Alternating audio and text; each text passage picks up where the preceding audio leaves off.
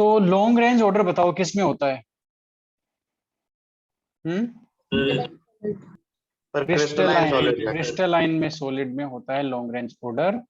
अब कुछ important points हैं भाई, ठीक है, कुछ इंपॉर्टेंट पॉइंट्स हैं जो पहले तो हम उसकी बात कर लेते हैं डिफरेंस की। अभी हमने एमोर्फस और क्रिस्टलाइन का जो डिफरेंस देखा ना, उसकी बात करते हैं। सबसे पहले हमारे पास एनसीईआरटी है और एनसीईआरटी में वो टेबल है, ये रही टेबल आपके सामने। और डिफरेंसेस की हम बात करते हैं इस तरह से, ये लो भाई, है ना, ये थोड़ा सा इसको छोटा करना पड़ेगा।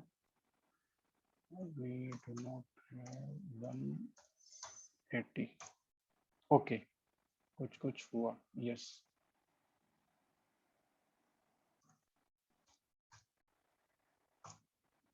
ओके, ठीक है। अब ये आपकी स्क्रीन पे फिक्स आ गई है। सबसे पहले है शेप। तो शेप तो जानते हो ना आप लोग, डेफिनेट ज्योमेट्रिकल शेप किस में होती है? डेफिनेट ज्योमेट्रिकल शेप बताते जाओ फटाफट। क्रिस्टलाइन, क्रिस्टलाइन में, crystalline solid. Yes yes yes yes, crystalline solids में क्रिस्टल्स की डेफिनेट ज्योमेट्रिकल शेप होती है। वो ही हम चैप्टर में सीखने वाले हैं, कौन कौन सी शेप होती है, कैसे होती है, क्या कैरेक्टरिस्टिक है, ठीक है, वो ही सारा सीखेंगे। ये इरेगुलर शेप के होते हैं भाई, जैसे आपका प्लास्टिक है ना, वो इरेगुलर शेप का होता है, ठीक है। मेल्टिंग पॉइंट, ये लो भाई, ये क्या हुआ? Melting point, they have a sharp and characteristic temperature, they melt at sharp and characteristic temperature. कौन? Crystalline solid. क्रिस्टलाइन सॉलिड का शार्प मेल्टिंग पॉइंट होता है और कैरेक्टरिस्टिक होता है। इनका कोई मेल्टिंग पॉइंट होता है क्या एमोर्फस सॉलिड का? प्लास्टिक को जब आप लोग हीटिंग करोगे तो आपको पता चल जाएगा कब मेल्ट हो गया? नहीं पता चलेगा। ये जो प्लास्टिक होते हैं, एमोर्फस सॉलिड होते हैं, वो जैसे ही हम हीटिंग करना स्टार्ट कर देते हैं, वो पहले सॉफ्ट होते हैं, फिर ज्यादा सॉफ्ट होते हैं, फिर अचानक से मेल्ट हो जाते हैं और हमें पता ही नहीं चलता मेल्ट कब हुए ये। तो इनका जो मेल्टिंग पॉइंट है वो फिक्स नहीं होता, एक शार्प टेम्परेचर, शार्प वैल्यू नहीं होती टेम्परेचर की। देखो, gradually soften over A range of temperature, इनको रेंज ऑफ टेम्परेचर चाहिए मेल्ट होने के लिए। ये क्या होते हैं, इनको फिक्स टेम्परेचर, ये इनका जो मेल्टिंग पॉइंट होता है वो शार्प और कैरेक्टरिस्टिक होता है। कैरेक्टरिस्टिक का मतलब, यदि आपने बोल दिया कि आयरन का मेल्टिंग पॉइंट ये है, तो आयरन का मेल्टिंग पॉइंट वो उसका कैरेक्टरिस्टिक होता है, वो फिक्स है, वो मेल्टिंग पॉइंट फिक्स है आयरन का, ठीक है ना। तो और वो शार्प होता है। शार्प का मतलब पता है क्या हुआ? शार्प का मतलब ये हुआ कि आप ये जो मेल्टिंग पॉइंट, ये हम लोग इंक्रीज करते रहेंगे, ऐसे ऐसे इंक्रीज करते रहेंगे और अचानक से वो मेल्ट हो जाएगा, ठीक है। यानी कि जो क्या बोलते हैं, इनका जो मेल्टिंग पॉइंट होता है वो बिल्कुल शार्प होता है। ये जैसे ये पर्टिकुलर मेल्टिंग पॉइंट है, ये पर्टिकुलर मेल्टिंग पॉइंट है टेम्परेचर का, ठीक है। तो ये मेल्टिंग पॉइंट है, तो ये जब तक ये मेल्टिंग पॉइंट अचीव नहीं होगा एक्स, तब तक वो सॉलिड स्टेट में ही रहेगा।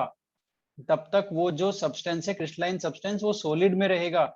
जैसे ही वो क्या बोलते हैं, उसका मेल्टिंग पॉइंट अचीव होगा, वो तुरंत सारा का सारा लिक्विड में कन्वर्ट हो जाएगा, लिक्विड में कन्वर्ट हो जाएगा। और उसका जो फर्दर टेम्परेचर तब तक इंक्रीज नहीं होगा जब तक वो पूरा लिक्विड में कन्वर्ट नहीं होगा, पूरा मेल्ट नहीं होगा, ठीक है। जैसे आपका आइस है, आइस क्या है?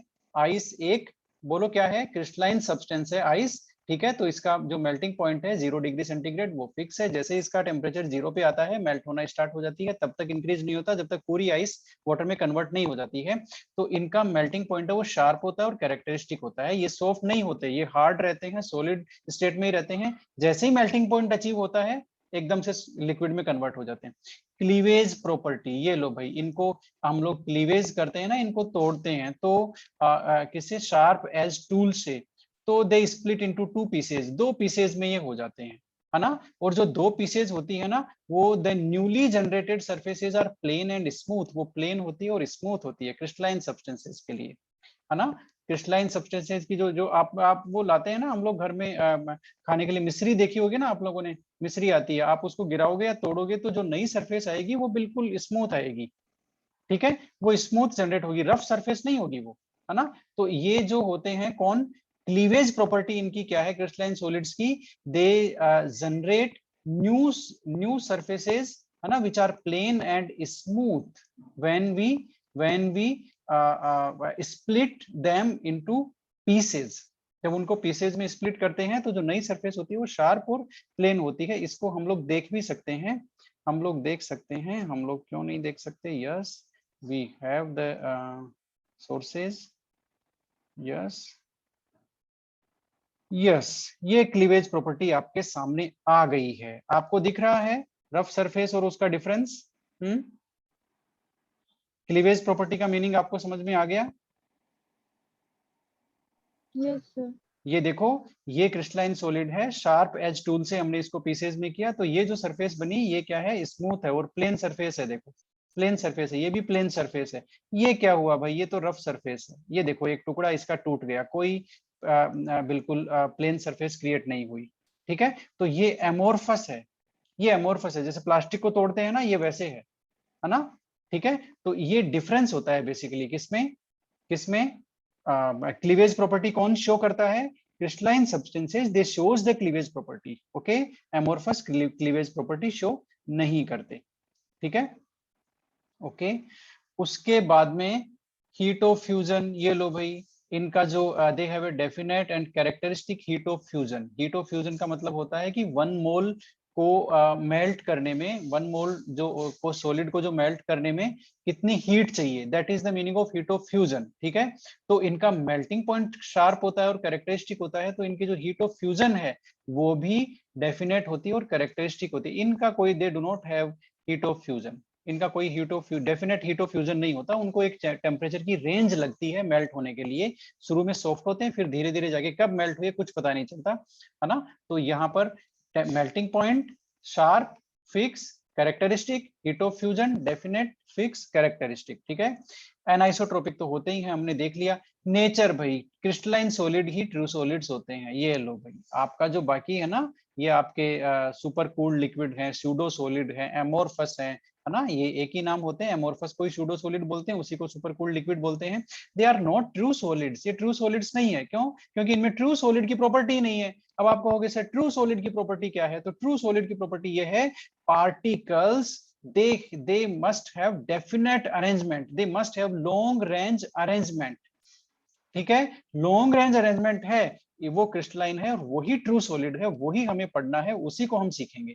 ठीक है, ये ट्रू सॉलिड नहीं है, that's why amorphous are known as pseudo solid और सुपर कूल्ड लिक्विड। ठीक है, अब बात करते हैं लॉन्ग रेंज ऑर्डर की। तो लॉन्ग रेंज ऑर्डर तो अगला डिफरेंस है order in arrangement of constituent particles. तो लॉन्ग रेंज ऑर्डर होता है किसमें, क्रिस्टलाइन में। शॉर्ट रेंज ऑर्डर होता है किसमें, एमोर्फस में। ठीक है, तो ये थे इनके डिफरेंसेस, ये इनके डिफरेंसेस थे। ठीक है, अब कुछ कुछ हमारे पास क्वेश्चन है और आप लोग क्वेश्चंस का जवाब देंगे। एनसीईआरटी के ही हैं, ज्यादा नहीं है, फिर हम चलते हैं, आज के लिए विदा ले लेंगे। ये लो भाई, आपके सामने कुछ क्वेश्चंस हैं अच्छे अच्छे, फटाफट इनको सोल्व कर दो जल्दी से, बिना टाइम लगाए, फटाफट। हो गया?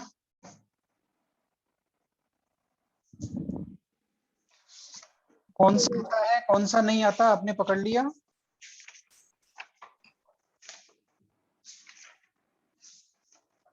बता दो।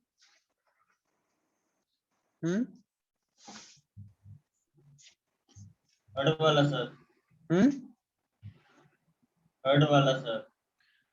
थर्ड वाले में अटक गए क्या? थर्ड वाले में अटक गए, कोई बात नहीं। सबसे पहला है सॉलिड आर रिजिड, इनकी भाई पोजीशन फिक्स होती है इसलिए रिजिड होते हैं भाई, हम क्या करें। Why do solids have a definite volume, ये भी इसीलिए होता है भाई, पार्टिकल्स की पोजीशन फिक्स होती है, they can not move with respect to each other, that's why their volume is fixed. Gases में वो नहीं होता। ठीक है, ओके। तो क्लास ये लो भाई, इनको एमोर्फस और वो बताना है। अच्छा, अगला देख लेते हैं, why glass is considered super cooled liquid. ये लो भाई, ग्लास को सुपर कूल्ड लिक्विड क्यों बोलते हैं? ग्लास को सुपर कूल्ड लिक्विड क्यों बोलते हैं, कौन बता सकता है? So glass has a tendency to flow slowly इसलिए। हाँ, तो ये कैसे पता चलेगा वो फ्लो करता है? क्योंकि सब amorphous solid है।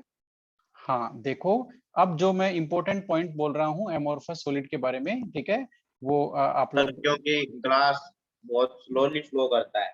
हाँ, बहुत स्लोली फ्लो करता है, बहुत स्लोली फ्लो करता है। ये देखो यहाँ पर एक लाइन लिखी हुई है, glass pane fix to windows और डोर्स ऑफ ओल्ड बिल्डिंग्स, जो पुरानी बिल्डिंग्स है ना, उनके विंडोज के glass are found to be slightly thicker at the bottom, bottom पे वो थिकर होते हैं। ठीक है ना, इतने इतने सालों में हो जाते हैं थोड़ा सा फ्लो होकर के। तो this is because the glass flows down very slowly. तो ग्लास एमोरफस है और बहुत स्लोली फ्लो होता है, उसका ये प्रूफ है। ये प्रूफ है कि जो ओल्ड बिल्डिंग्स के जो विंडोज के ग्लास पेन्स है, they are thicker at the bottom okay, and makes the bottom portion slightly thicker.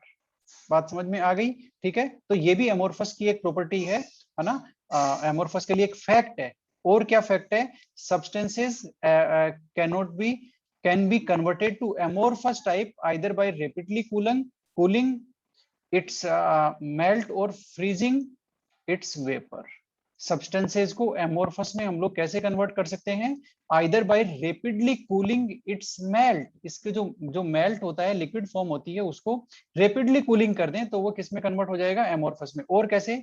इसकी जो वेपर होती है उसको उसको भी क्या करें हम लोग? रैपिडली फ्रीजिंग कर दें उसकी, किसकी? वेपर की, तो भी वो एमोरफस में कन्वर्ट हो सकता है। ये एग्जांपल है यहाँ पर कि silica SiO2 crystallises as quartz. देखो क्वार्ट्ज में भी यही होता है मॉलिक्यूल SiO2, ठीक है। तो crystallises as quartz but on melting and then rapid cooling it gives a glassy or amorphous form quartz glass। ये लो भाई, तो एक ही सब्सटेंस को क्रिस्टलाइन में भी हम लोग मेंटेन कर सकते हैं और उसे एमोरफस में भी कन्वर्ट कर सकते हैं, either by rapidly cooling its melt और by rapidly freezing its vapour. Example यहाँ पर सिलिका का कोट किया हुआ है, ठीक है। इसके अलावा और दो पॉइंट कौन से हैं ये देख लो। Conversion of amorphous to crystalline form a very slow process. Yes, ये कन्वर्जन बहुत स्लो प्रोसेस है। ओल्ड और एंशियंट ग्लास बिकम ट्रांसलूसेंट। आप देखना जो बहुत पुराने ग्लास होते हैं वो ट्रांसलूसेंट अपीयर होते हैं, ट्रांसपेरेंट नहीं होते पूरी तरह से, और थोड़े से मिल्की हो जाते हैं। क्यों? Because of some extent crystallization has take place, उनमें कुछ क्रिस्टलाइजेशन हो गया। तो ये जो प्रोसेस है एमोरफस का क्रिस्टलाइन में कन्वर्ट होना, ये बहुत स्लो प्रोसेस है, बहुत स्लो प्रोसेस है और ये होता है, ठीक है। ये देखो amorphous silicon is one of the best photovoltaic material available for conversion of sunlight into electricity. ये तो भाई यूज है, एमोरफस से रिलेटेड कुछ इंपॉर्टेंट पॉइंट्स हैं, उनमें से आइए कि एमोरफस सिलिकॉन है वो फोटोवोल्टिक सेल के लिए बेस्ट मटेरियल है, जो आपके सनलाइट को इलेक्ट्रिसिटी, आजकल थर्मल जो पैनल्स आप देखते हो घर घर के ऊपर, वो ये यही है, ठीक है। तो अब हम फटाफट कंक्लूड करते हैं। और आप why glass is considered as a super cooled liquid, ये आपको पता चल गया, because glass is amorphous solid and amorphous solid have a property to flow, और amorphous solids they are non they are not true solids, okay, and they have a property to flow, that's why they are known as supercooled liquid, okay. Refractive index of a solid is observed to have same value along all direction. Comment on the nature of the solid. Would it show cleavage property? बता दो भाई। Refractive index सारी direction में same मिला, ठीक है, तो उसकी नेचर बताओ, क्रिस्टलाइन या फिर एमोरफस? जल्दी से बता दो। एमोरफस। एमोरफस होगा। और would it show cleavage property? No sir. Yes, ये क्लीवेज No, प्रॉपर्टी नहीं देगा, क्लीवेज प्रॉपर्टी ये नहीं देगा, क्योंकि ये क्लीवेज प्रॉपर्टी यदि हम इसको काटेंगे ना चाकू लेकर के, तो ये रफ सरफेस क्रिएट करेगा, ये स्मूथ सरफेस क्रिएट नहीं करेगा, है ना। ओके, अब ये जो भाई जिस 1.3 का आपको इंतजार है उस पे आ जाते हैं। 1.3 क्या कहता है? एमोरफस और क्रिस्टलाइन में इनको वो करना है। अब सबसे पहले मैं जो गोला कर रहा हूँ ना वो देखते जाओ आप लोग, ठीक है। टेफ्लॉन आपने पढ़ लिया कि ये पॉलीमर है, तो ये क्या हुआ? एमोरफस। एमोरफस। देखते जाना, है ना, ठीक है।